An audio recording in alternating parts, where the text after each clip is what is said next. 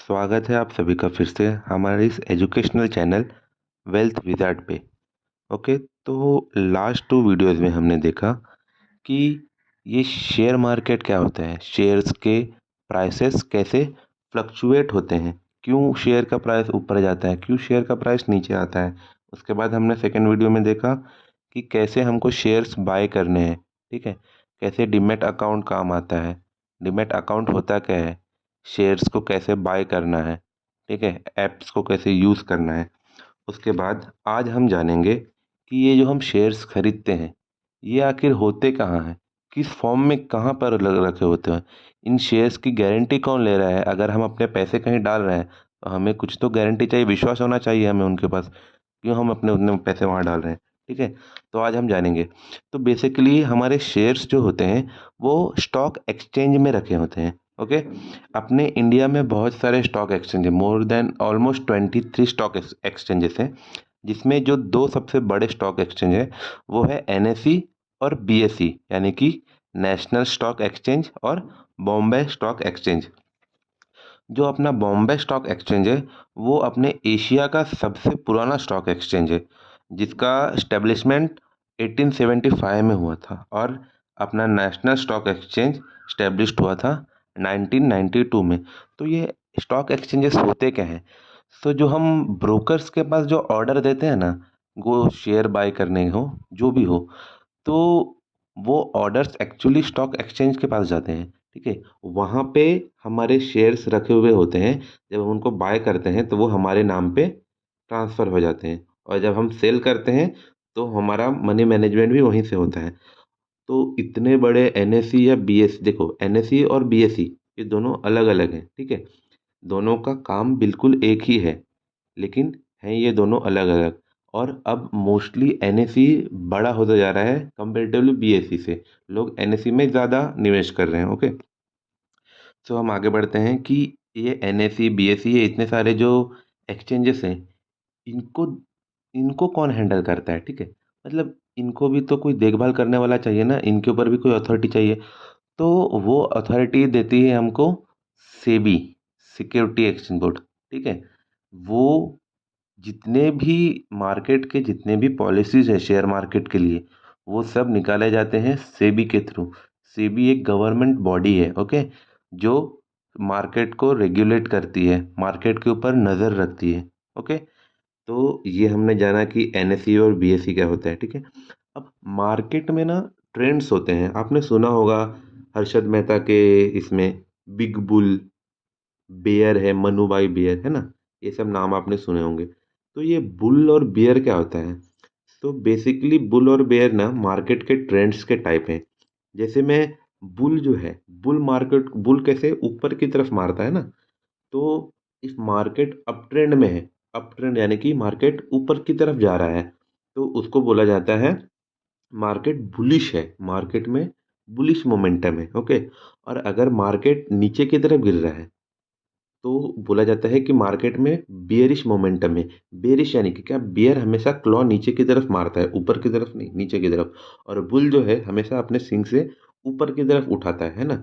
तो इसी तरह इन एनिमल्स को मार्केट का एक सिंबोलिज्म दिया है कि अगर मार्केट में अपसाइड का मोमेंटम है, और ऐसे नहीं कि दो कैंडल ऊपर बना, उसको नहीं बोला जाता है बुलिश मार्केट। बुलिश मार्केट यानी कि मार्केट नए नए हाईज लगा रहा है, ओके, रोज नए स्विंग्स तोड़ रहा है, तो बोला जाता है कि मार्केट अभी बुलिश है। और बेरिश यानी कि मार्केट तेजी से नीचे की तरफ गिर रहा है, तो बोला जाता है कि मार्केट आज बेरिश है।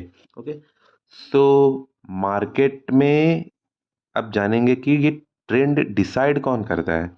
देखिए, हम जो है हम मार्केट के रिटेलर्स हैं, ओके। हम मैक्सिमम कितना पैसा लगाएंगे, लाख, 1.5 लाख, 2 लाख, 1000, 500 ऐसे ही लगाते हैं, ठीक है। तो हमारे बस की बात नहीं है जो मार्केट को अपवर्ड मूव करना और या डाउनवर्ड मूव करना, वो हमारे बस की बात नहीं है। हम रिटेलर्स हैं, हमारा काम है कि मार्केट जिस तरफ जा रहा हो उसके साथ में बहती गंगा में हाथ धोना है हमारा काम, ठीक है। तो मार्केट को डायरेक्शन देता है एफआईज और डीआईज। तो ये एफआईज और डीआईज क्या होता है, ये क्या है भाई एफआई और डीआई। सो बेसिकली एफआई का मतलब है फॉरेन इंस्टीट्यूशंस और डीआई का मतलब है डोमेस्टिक इंस्टीट्यूशंस। तो जो डोमेस्टिक इंस्टीट्यूशन है ये कौन है? बेसिकली जो यहाँ पे बहुत पैसे वाले लोग हैं, या कंपनीज हो गए जैसे LIC हो गया, या रिलायंस के ग्रुप हो गए, मतलब ये जो कंपनीज है ना, ये सब निवेश करते हैं मार्केट में, मतलब शेयर्स खरीदते हैं। और जो फॉरेन इंस्टीट्यूशन भी मार्केट में खरीदी करते हैं या बेचते हैं शेयर्स। तो इनकी जो क्वांटिटीज होती हैं, ये एक एक दिन में हजारों करोड़ों के बाइंग या सेलिंग करते हैं।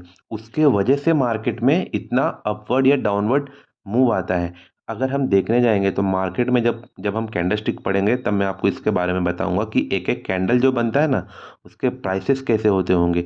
तो जब मार्केट में हाई हाई लगा रहा है ना, तो लोग समझिए कि मार्केट में कोई बड़ा प्लेयर है जो मार्केट को ऊपर की तरफ ले जा रहा है, मार्केट में शेयर्स की बाइंग कर रहा है। ओके, ये हम समझेंगे।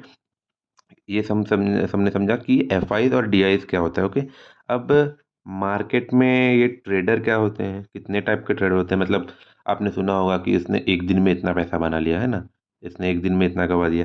देखिए दोस्तों, मार्केट में चार टाइप के मेनली ट्रेडर्स होते हैं, इन्वेस्टर्स होते हैं। ओके, सबसे पहले होते हैं जो स्कैल्पिंग करते हैं।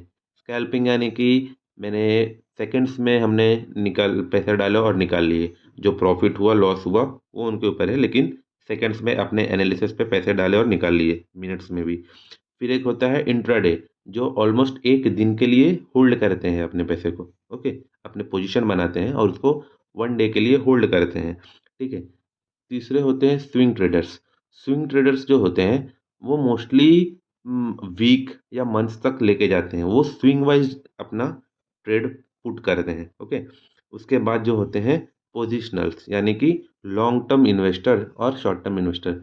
लॉन्ग टर्म इन्वेस्टर्स जो हैं वो मार्केट में बाइंग जब करते हैं, हेवी क्वांटिटी में बाइंग करेंगे और उसको मंथ्स, ईयर्स, हाफ मंथ, मतलब वो अपने हिसाब से उनके प्रॉफिट के हिसाब से लेके जाते हैं। जब उनका सफिशिएंट प्रॉफिट बन जाता है तो वो वहाँ से मार्केट से एग्जिट करते हैं। तो देखिए, जो स्कैल्पिंग और डे ट्रेडिंग में है, इसमें रिस्क हाई है और प्रॉफिट भी अच्छा खासा मिलता है। स्विंग ट्रेडिंग और long long time long positioning में क्या है कि आपको रिस्क बहुत कम है, मीडियम रिस्क है, और आपको प्रॉफिट भी उस हिसाब से ठीक ठाक अच्छा खासा प्रॉफिट, मतलब 20 to 30% आप प्रॉफिट निकाल सकते हो इजीली।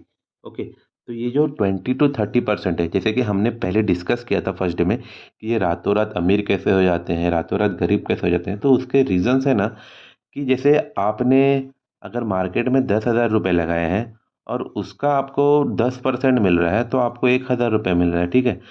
तो ये जो रातों रात अमीर और रातों रात गरीब होने वाला सिस्टम है, वो आपके अमाउंट पे डिसाइड करता है।